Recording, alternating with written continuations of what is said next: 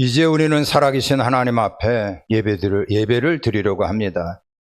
한 주간의 삶을 돌이켜보시고 저희들이 주님 뜻대로 살지 못했던 이 모든 죄를 고백하고 용서를 받고 정결한 마음으로 하나님 앞에 예배를 드리려고 합니다. 우리 다 같이 회개하겠습니다. 하나님, 내 죄를 용서하소서. 정한 마음 정결한 영 허락하시고 십자가의 보혈로 내 죄를 사하소서. 아멘. 우리가 죄인 되었을 때에 예수님께서 나를 위하여 십자가에 달려 돌아가셨습니다. 십자가의 보혈로 우리는 깨끗함을 얻었습니다. 이제 우리 다 같이 경건되게 묵도하면서 하나님 앞에 예배를 드리겠습니다.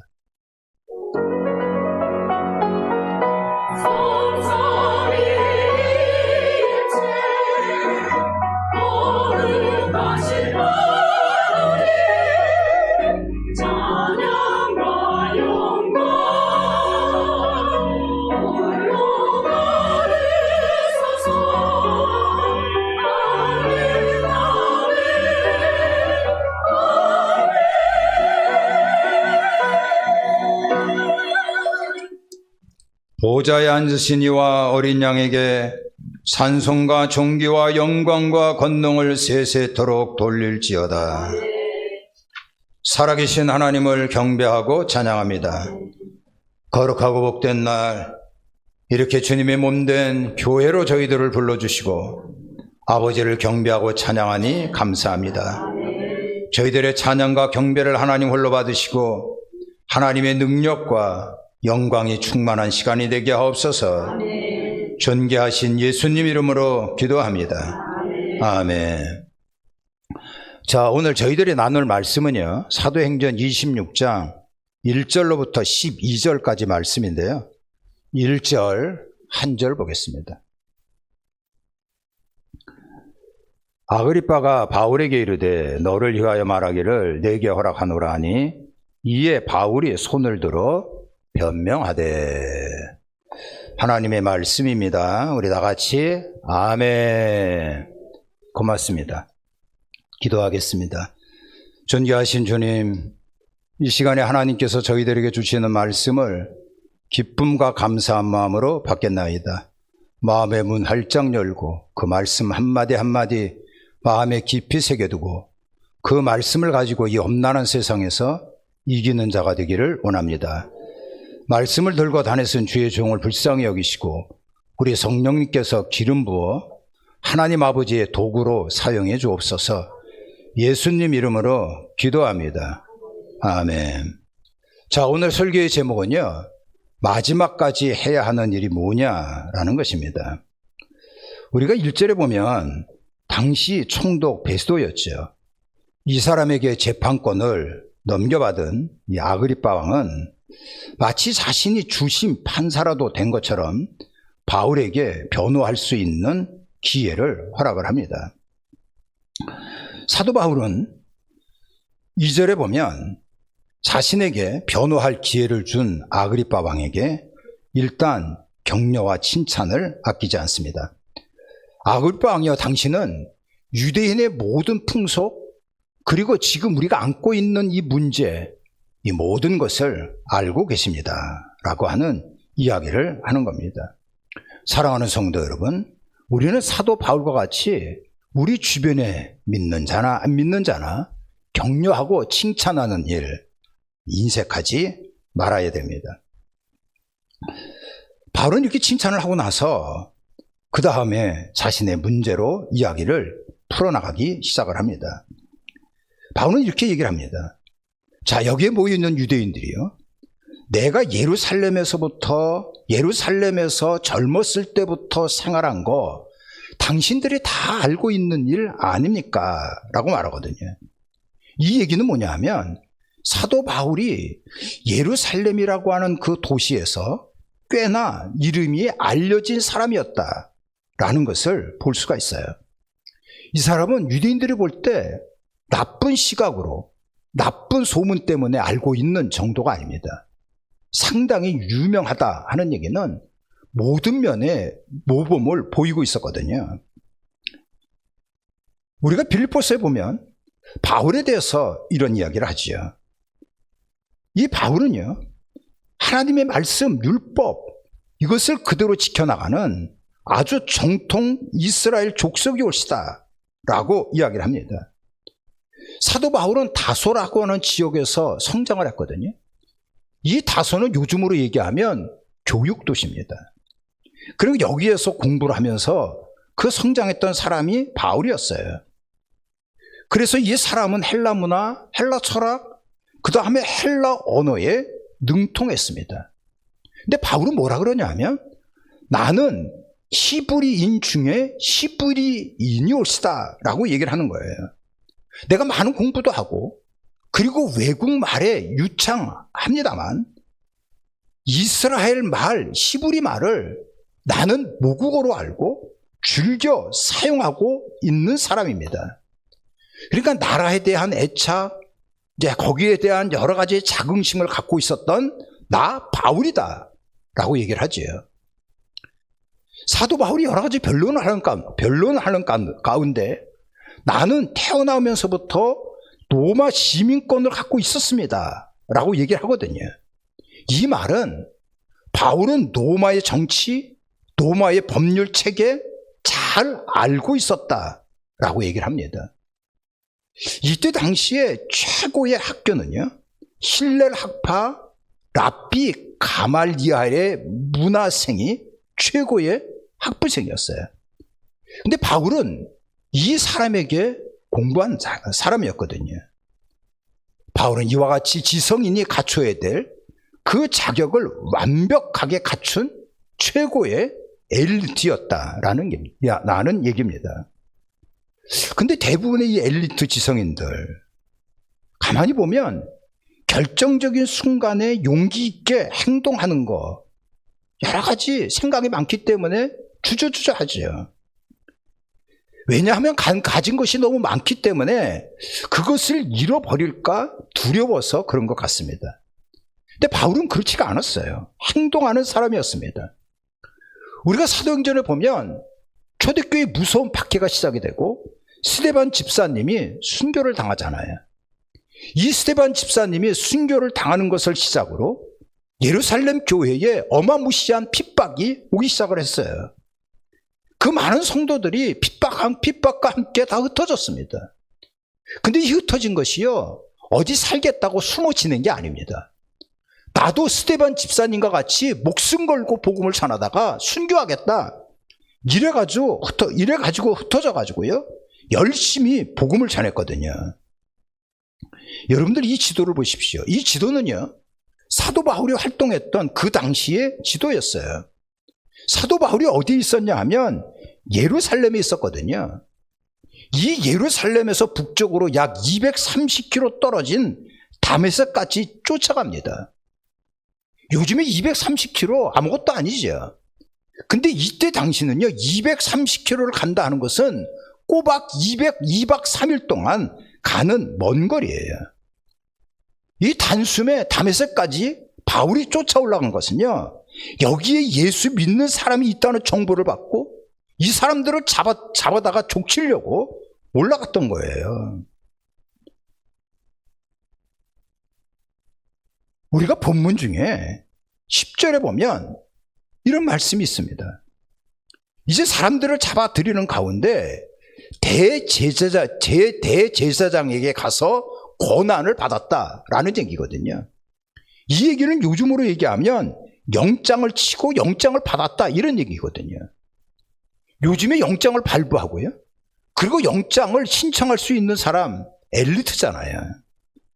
그러니까 사도 바울은 막강한 권력을 갖고 있었다라고 하는 이야기를 하고 있는 거예요. 공부면 공부, 권력이면 권력, 집안이면 집안, 뭐 열심이면 열심, 뭐 하나 꿀릴 것 없는 사람이 바울입니다. 우리가 사도행전 9장을 보면 이렇게 기록이 되어 있어요. 사울이 주의 제자에 대하여, 이 주의 제자는 예수님을 믿는 사람들이잖아요.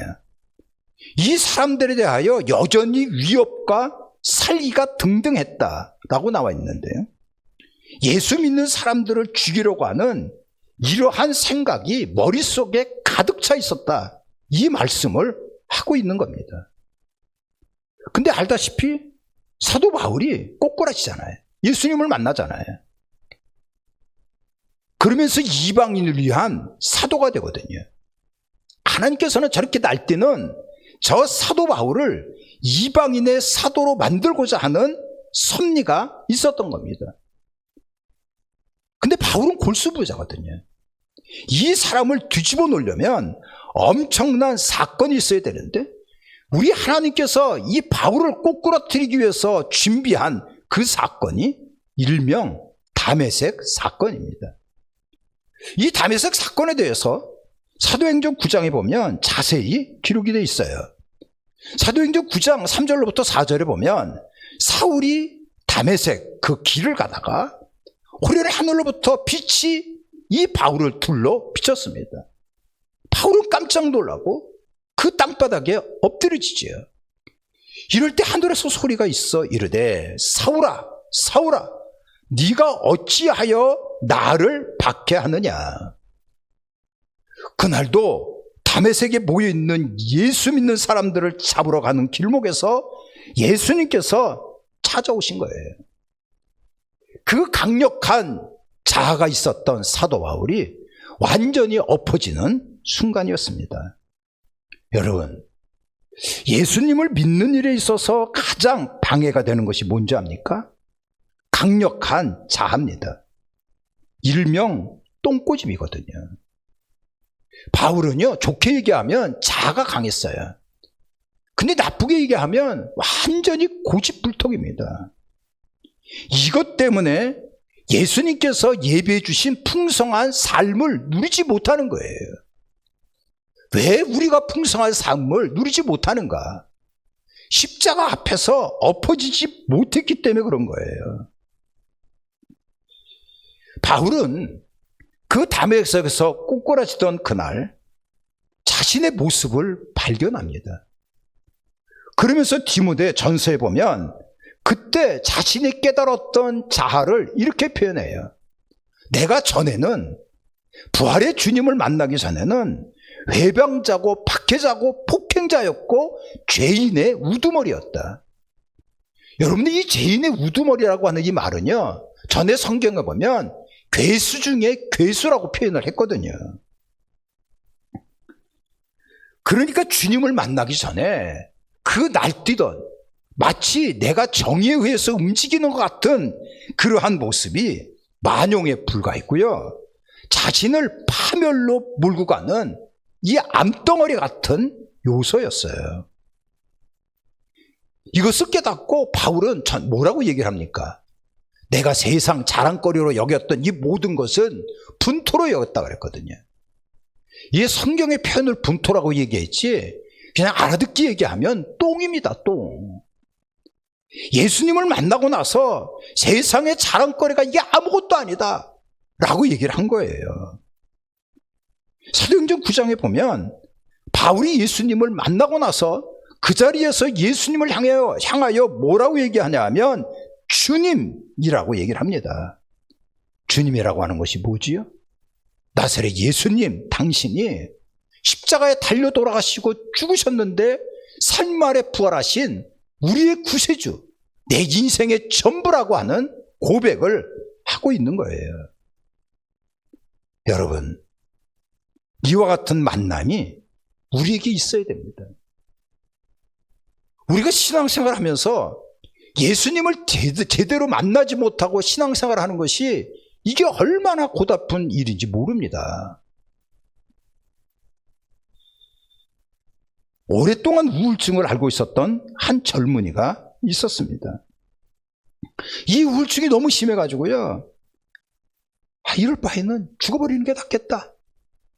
이렇게 생각을 하고 자살을 결심합니다. 면도칼을 꺼내들고 자기의 동맥을 끊어버리려고 이제 화장실 세면대 앞에 섰어요. 근데 갑자기 가슴이 답답해지는 것을 느끼기 시작을 합니다. 전에는 전혀 그렇지 않았는데 갑자기 예수님에 대한 생각이 막 일어나기 시작을 하는 거예요. 내가 예수님, 한번 나에게 오십시오. 내가 이 부활의 주님을 만나보고 싶습니다. 이 한마디가 끝나자마자 예수님께서 마치 다메섹에서 빛 가운데 예수님이 바울에게 찾아왔듯이 이 사람에게 찾아온 거예요.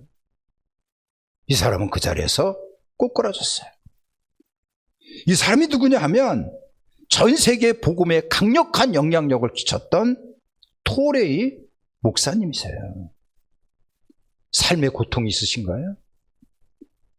지금 못 쓸 질병 때문에 너무나 아픈 가운데 있나요? 자녀의 문제 때문에 남모르게 눈물을 흘리고 계십니까? 부부간의 갈등 때문에 밤잠을 설치는 분이 계신가요? 이 물질 궁핍 때문에 이루 말할 수 없는 수치를 당하고 계신가요? 해결받아야지요. 그 고통과 어려움에서 이겨내야지요. 그러려면 먼저 부활의 주님을 만나셔야 됩니다. 부활의 주님을 만나야 사도 바울과 같이 우리는 자유함을 얻을 수가 있는 거예요.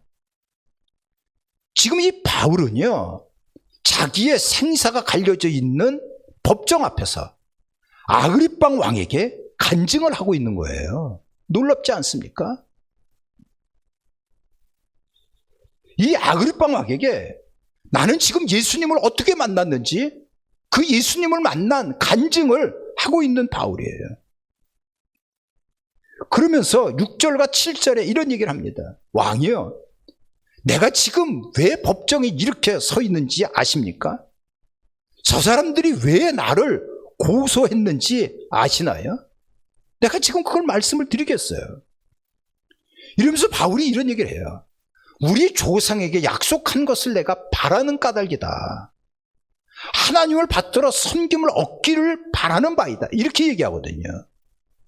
이 얘기는 내가 조상 대대로부터 바라고 원했던 그 메시아에 대한 신앙 나도 갖고 있다. 근데 그 메시아가 누구였냐 하면 알고 보니까 나사렛 예수, 우리들이 십자가에 못 박아 죽여버린 그 예수가 부활하여 우리에게 나타났는데 그분이 바로 메시아입니다.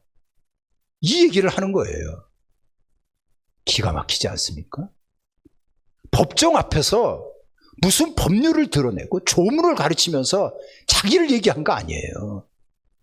내가 예수님을 어떻게 만났는지, 그 예수님이 누군지, 이거를 지금 바울이 법정에서 하고 있는 얘기입니다. 바울은요, 이런 얘기를 해요. 8절에 보면 당신들은 하나님이 죽은 사람을 살리심을 어찌하여 못 믿을 것으로 여깁니까? 아니, 천지를 창조하신 하나님이신데 죽은 자 그 살리는 거 아무것도 아니지 않습니까? 나는 예수님의 부활을 믿습니다. 이런 말을 하는 거예요. 나도 부활의 주님을 만나기 전에는 많은 일을 해야 하나님이 기뻐하는 줄 알았다. 근데 알고 보니까 예수님의 십자가의 죽음과 부활을 모르면서 열심만 가지고 믿음 생활한다는 거, 이게 바로 영적인 똥꼬집이고요. 많은 영적인 문제를 일으키고 있다는 것을 말하고 있는 거예요. 바울은 이와 같이 그 법정의 최후의 변론은 내가 예수님을 만난 간증을 하고 있고 예수님의 부활에 관한 말씀을 그 자리에서 선포하고 있는 겁니다. 여자들은 잘 모르겠는데요, 중년 남자들은 사축이라는 것이 있습니다. 갑자기 남편이 생전하지도 않는 이상한 음악을 듣고 막 머리를 싸매고 온갖 근심 걱정하는 표정을 짓는 거예요. 갑자기 악기를 배우겠다고 막 이야기를 했었고, 드라마 같은 거 보지도 않던 사람이 드라마를 보면서 훌쩍훌쩍 눈물 흘리는 거예요. 사춘기입니다. 저도 나이가 한 70 되니까는요, 이상해졌어요. 설교하다가 울컥 울기도 하고요. 저는 이 시를 그렇게 좋아하지 않는데 시도 많이 있고요. 시가 막 마음에 와닿기도 하고 그렇습니다. 요즘에 와닿는 시가 있는데요. 한번 여러분들 들어보십시오. 얘야, 겨울이 오기 전에 우리 몇 장의 편지를 쓰자. 찬물에 머리를 감고 겨울을 나는 법을 이야기하자. 가난한 시인의 새벽 노래 하나쯤 떠올리고 녹록한 가슴에 꽃씨를 심자. 얘야, 오늘은 우리 그리운 사람들에게 편지를 쓰자. 겨울이 오기 전에. 어떠나요? 와닿나요? 그럼 사축입니다. 아니, 목사님이 뭐 저런 시 이러면은요, 감정이 강한 겁니다. 이 시는 인생을 마무리할 즈음에 주변을 정리하려는 어느 시인의 아주 솔직한 그 심정을 담은 노래라고 말할 수가 있어요. 사람은 마지막 순간에 진실해집니다. 거짓이 없거든요. 근데 이 바울이 마지막 심정으로 쓴 편지가 있어요. 그게 뭐냐 하면 고린도 전서입니다. 사실 이 교회를 세우기 위해서 바울은 악전고투를 했고 고린도 교회를 세웁니다. 그리고 하나님의 섭리에 따라서 또 다른 지역으로 가서 복음을 전하는데 이 고린도 교회가 계속 문제를 일으키는 거예요. 그래서 이 고린도 교회를 바라보면서 너무 안타까워서 마치 유언하듯이 쓴 편지가 고린도 전서입니다. 근데 고린도 전서 마지막 장이 15장인데요. 그 15장에 바울은 이런 얘기를 해요. 형제들아, 내가 너희에게 말하는데 이 세상 것들 다 썩어지고 사라져버린다.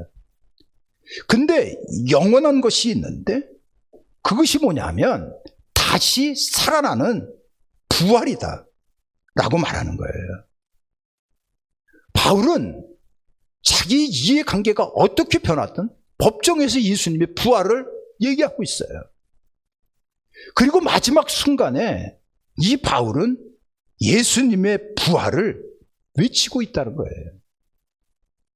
오늘 설교의 제목이 우리가 마지막까지 붙잡고 나가야 될 일은 예수님의 십자가와 부활이라는 것입니다. 선교사님 가운데 짐 엘리엇이라고 하는 선교사님이 계세요. 이분이십니다. 이분은 29살에 에콰도르. 이때 당시에는 에콰도르는 식인종이 살고 있었던 지역입니다. 이곳에 복음을 들고 들어가요. 그러면서 엘리엇 선교사님과 동료 선교사들 4명이 체포가 되고요. 결국은 식인종들에게 죽게 됩니다. 식인종에게 죽었다 이런 얘기는 잡혀먹었다 이런 얘기예요. 그때 이들에게 총이 있었는데요.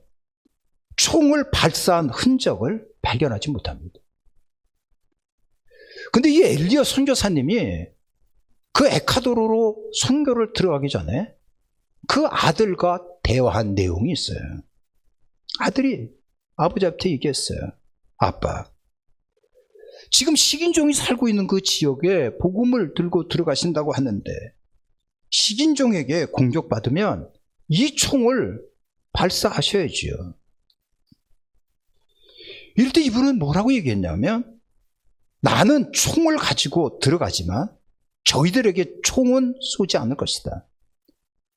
나는 예수 그리스도의 부활을 믿기 때문에 죽어도 천국 가지만 내가 저들에게 총을 쏴서 저들이 죽으면 예수님을 알지 못하니 지옥으로 갈 것이다. 이런 대화를 나눴던 거예요. 그런 마음이 있었기 때문에 이들은 자랑스럽게 순교를 했던 겁니다. 이 엘리엇은 상당히 유명한 학교를 졸업을 했어요. 학창시절 때 자기의 일기장에 기록한 것이 바로 이겁니다. 영원한 것을 얻기 위해 영원하지 않는 것을 포기하라는 거예요. 사도 바울이 그러한 삶을 살았습니다. 비록 내가 죽는다고 하더라도 그 법정에서 예수님의 부활을 담대하게 외칠 수 있었던 것은 영원한 것을 얻기 위해서 그런 것입니다. 이 그림은 목사님 사택이 불나고 있는 사진이에요. 우간다에서 있었던 일입니다. 우간다는 무슬림이 상당히 많이 있어요. 근데 이 무슬림들이 목사님 사택에 침입을 해가지고 목사님, 사모님, 7살, 4살, 2딸 집안에 가다 놓고 불태워 죽인 거예요. 이 목사님은 현지인 사람입니다. 예수님을 영접하고 그리고 예수님을 만나고 그러면서 저희들에게 예수님의 십자가와 부활에 대한 메시지를 계속 전했어요. 그러면서 무슬림들이 1명, 2명 개종하기 시작을 합니다. 그래서 무슬림 본부가 난리가 난 거예요. 목사님에게 경고했어요. 너 예수의 부활을 얘기하면 죽여버리겠다. 근데 목사님은 계속 예수님의 부활을 증거하다가 결국은 이렇게 가족들과 함께 죽으셨어요. 오늘 설교의 제목이 우리가 마지막까지 붙잡아야 할 것은 예수님의 십자가와 부활이거든요. 다음 주는 맥주 감사 주일입니다. 저는 이 맥주 감사 주일 한 주간을 앞두고 예수님의 부활 선포로 맥주를 지키자, 이렇게 여러분들에게 말씀을 드리고 싶은 거예요. 저희들은 전반기를 보내면서 마지막 디데이를 맥주절로 정했어요. 그리고 내 주변에 예수님을 알지 못하는 자에게 예수님의 부활을 증거하여 그들도 예수님을 믿고 그리고 맥주절에 같이 나와 하나님 앞에 영광을 돌리고자 하는 마음을 갖자는 것입니다. 사랑하는 성도 여러분, 예수님의 부활 선포로 맥주절을 준비하시고 그리고 한 영혼이라도 하나님 앞에 인도하여 우리가 드리는 이 맥주절이 하나님의 영광과 축복이 넘쳐날 수 있기를 주님의 이름으로 축원합니다. 아멘. 오른손을 가슴에 얹겠습니다. 먼저 이 땅 이 강산을 위하여 기도하셔야 됩니다. 사랑하는 성도 여러분, 6월달 호운의 달, 보복의 달입니다. 이 땅의 전쟁이 다시 일어나면 안 됩니다. 십자가의 복음으로 통일되는 방법밖에 없습니다. 민족의 복음화 또 통일을 위하여 기도하십시오. 두 번째로는요, 오늘 선포된 말씀을 가지고 기도합니다. 우리가 끝까지 외쳐야 될 말, 예수님의 십자가 부활입니다. 한 주간 맥주절 남기고 있는데요, 예수님의 부활을 선포하여 한 영혼이라도 주님 앞에 인도하여 맥주절의 큰 영광을 우리가 얻기 위해서 말씀을 붙잡고 기도하겠습니다. 다 같이 주님을 부르고 기도합니다. 주여, 할렐루야. 하나님 감사합니다. 감사합니다. 오른손을 가슴에 얹고 하나님 앞에 기도합니다. 전기하신 주님, 이 땅 이 강상 다시는 전쟁의 소문이 일어나면 안 됩니다. 아버지, 전쟁의 불씨 근원적으로 완전히 제거해 주시기 원합니다. 그러기 위해서는 평화통일, 복음으로 통일되는 방법밖에 없습니다. 역사하소서, 역사하소서, 붙잡아 주소서. 하나님의 은총이 임할 수 있기를 원합니다. 전기하신 주님, 오늘 선포되어진 말씀을 붙잡고 기도합니다. 우리가 마지막 순간까지 붙잡고 나가야 될 것, 예수님의 십자가와 부활이라고 하는 것입니다. 너무 감사합니다. 사도 바울도 그랬고 선교사님도 그랬고 아버지 우간다의 목사님도 그러한 삶을 살아내고 우리가 너무 안이하게 좀 생활하고 있으니 주여 불쌍히 여겨주옵소서. 맥주절을 한 주간을 앞두고 우리는 예수님의 십자가 부활을 끝까지 선포하여 내 주변에 믿지 아니하는 이들을 아버지 주님 앞으로 인도할 수 있게 하시고 더불어 같이 구원의 반열에 우뚝 서는 하나님의 은총이 있어질 수 있기를 원합니다. 오 할렐루야. 역사하소서, 역사하소서. 우리 하나님 붙잡아 주소서, 붙잡아 주소서. 아버지여, 저희들을 하나님 이끌어 주시기를 원합니다. 전개하신 주님, 아버지 반드시 저희들을 통하여 하나님의 귀한 일들이 있었게 하옵소서. 할렐루야, 할렐루야, 할렐루야. 존귀하신 주님, 너희들에게 주의 분선임하게 하시고 하나님의 영광을 하소서. 아멘. 할렐루야. 감사합니다. 도와주소서. 물을 찾아 헤매이듯이 내 영혼 주를 찾기에 갈급하나이다.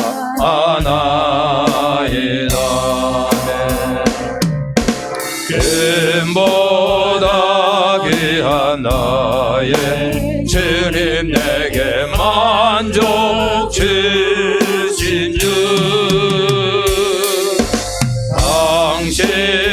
당신만이 나의 기쁨 또한 나의 참 보배하네. 주님만이 나의 방패, 나의 참 소망, 나의 몸 정성 다바 서서 주님 경배합니다.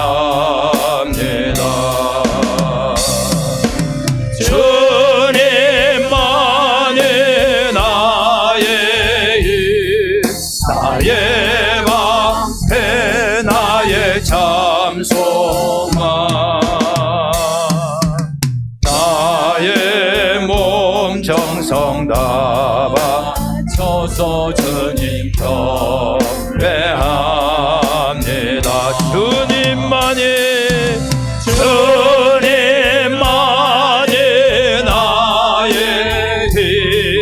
나의 방패, 나의 참 소망, 나의 몸 정성 다바 서서 주님 경배합니다.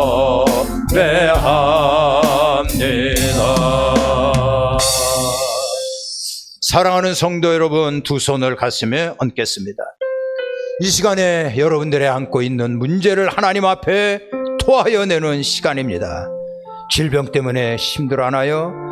물질 때문에 어려움이 있습니까? 자녀 때문에 고통이 있습니까? 여러분, 그 문제를 주님 앞에 아뢰십시오. 우리 능력의 주께서 해결해 주실 것입니다. 고질적인 질병이 사라지기 위하여 신앙의 명문가를 이루기 위해서 여러분들의 일터와 직장에 하나님의 축복이 넘쳐나기 위하여 다 같이 주님을 부르고 기도합니다. 주여, 할렐루야. 하나님 감사합니다. 저희들의 삶을 지켜주십시오. 저희들의 일터와 직장을 하나님 보호해 주십시오. 대물림 되어진 고질적인 질병, 암덩어리 다 사라지게 하옵소서. 가족 중에 아직도 구원받지 못한 자가 있나이까? 주님 역사하여 주셔서 같이 천국 백성 될 수 있도록 우리 하나님 역사하시고 도와주소서. 함께하소서, 함께하소서. 살려주시옵소서, 살려주시옵소서. 오 할렐루야, 할렐루야, 할렐루야. 살아계신 하나님을 경배하고 찬양합니다. 존귀하신 주님, 참으로 이 땅 이 강산 하나님 보호하여 주옵소서. 우리 예수님의 방법대로 십자가의 복음으로 평화 통일되게 해 주셔서 북녘 땅 무너진 하나님의 거룩한 제단이 다시 재건되게 하시고 남북 성도들이 함께 예배하는 그날이 속히 올 수 있도록 역사하여 주시옵소서. 북한의 핵 도발을 막아주시고 하나님 피 흘림이 없는 복음 통일을 저희들에게 허락해 주시기를 원합니다. 존귀하신 주님, 저희들에게 사도적인 권세와 그리고 능력을 허락해 주셔서 이 험난한 세상에서 이기는 자가 되게 하시고 하나님의 역사하심을 선포할 수 있기를 원합니다. 우리가 마지막까지 붙잡고 나가야 될 것, 예수님의 십자가, 우리 예배에서 외쳐야 될 말씀, 예수님은 살아났다고 하는 이러한 선포가 있어지기를 원합니다. 사도 바울은 하나님 죽음의 고비에서도 끝까지 외쳤던 것이 예수님의 부활이었고, 짐 에리어토 선교사님도 예수님의 부활을 붙잡고 나갔고, 우간다의 목사님도 가족과 함께 불구덩이에서 죽어가면서 예수님의 부활을 선포했던 것을 우리가 알진데, 저희들의 믿음 생활이 나태하고 참으로 하나님 말씀대로 살지 못했던 거 회개하고 용서하여 주시옵소서. 예수님의 부활을 선포함으로 맥주절을 지켜나가자고 하는 이 말씀을 마음에 새기고 내 주변에 믿지 아니하는 이들에게 복음을 지시하게 하시고 예수님의 살아나심을 증거하게 하시고 그들을 전도하여 맥주절에 하나님 앞에 영광 돌릴 수 있기를 원합니다. 나는 너희를 치료하는 하나님이라고 말씀하셨사오니 치료의 손길을 저희들에게 허락하시고 원수를 제어할 만한 능력자라고 하는 이 말씀을 붙잡고 나아가니 병마가 떠나가게 하시고 삶이 회복되게 하시고 암덩어리가 사그러지게 하시고 손상된 뇌기능, 마비된 손과 다리가 다시 회복받게 하여 주시옵소서. 승리케 하시고 영광이 넘쳐나기를 원하오며 존귀하신 예수님 이름으로 기도합니다. 아멘. 여러분들 승리할 것입니다. 기도하겠습니다. 살아계신 하나님, 너무나 고맙고 감사합니다. 예배를 드리는 가운데 주님의 명령에 따라 11조와 감사예물, 건축원금 1천 번제예물, 선교원금, 주일원금, 목장예물을 아버지 앞에 드립니다. 온라인으로 예배를 드리며 온라인 예물로 하나님 앞에 나아가는 자들도 있습니다. 마음의 소원을 품고 하나님 앞에 해결받기 위하여 성전의 꽃꽂이로 봉헌한 박예찬 주님의 사랑한 아들의 손길도 있습니다. 저희들이 맥주절 한 주간을 앞두고 하나님 내 주변에 반드시 믿지 아니하는 자들 다 복음을 전하여 그들에게 전도의 결실로 하나님 앞에 영광 돌리며 나가려고 하는 이렇게 다짐하는 자들도 있습니다. 아버지 몸된 교회 승리를 위하여 죽도록 충성하는 자들도 있습니다. 이렇게 바쳐진 예물, 충성, 헌신 우리 하나님 기억하시고 하늘의 문이 열리니 저희들에게 마음껏 하나님의 축복이 임하기를 원합니다. 존귀하신 예수님께서 저희들의 삶을 보증해 주셔서 삶과 가정에 그리고 자녀들에게 일터에 하나님의 축복이 임하기를 원합니다. 하나님 자나깨나 소원은 여호와께서 저희들의 목자가 되어주셔서 늘 푸른 초장과 실만한 물가가 있는 곳으로 인도해 주시고 영혼이 살되고 범사가 형통하여 신앙의 명문가를 이룰 수 있도록 우리 하나님께서 함께해 주시었고 축복해 주시기를 원합니다. 저희들의 일터, 교회, 가정, 사업장 그리고 자녀들에게 재정적인 기적이 임하게 하시고 저희들에게 큰 하나님의 은총으로 늘 은혜 가운데 거할 수 있도록 역사하여 주옵소서. 저희들의 삶의 터전에 승리의 깃발을 날리게 하시고 하는 일마다 하나님께서 강력하게 붙잡아 주시고 역사하시니 큰 결실이 이루어지게 하옵소서. 영권과 인권과 물권이 온전히 회복받게 하여 주시옵소서. 우리 구주 예수님의 이름으로 축복하며 기도합니다. 아멘. 이제 우리 다 같이 일어나셔서 주기도문 찬양하고 축도로 예배를 마칩니다.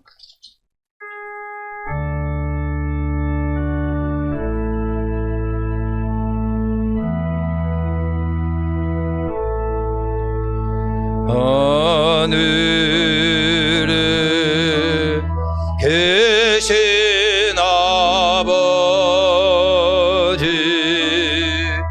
이름 거룩하사 주님 나라 임하시고 뜻이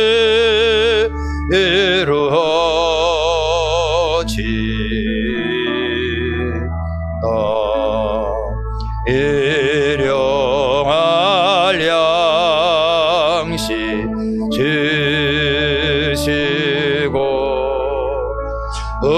우리들의 큰 죄 더 주옵시고 또 시험에 들게 마시고 다만 악에서 구하소서. 대개 주의 나라 주의 권세 주의 영광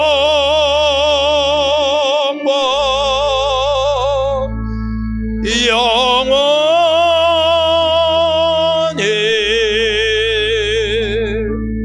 아멘.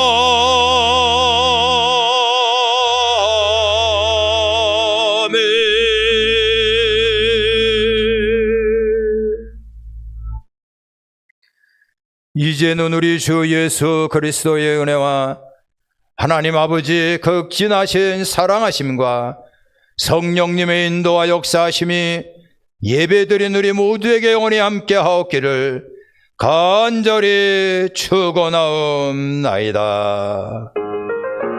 아멘.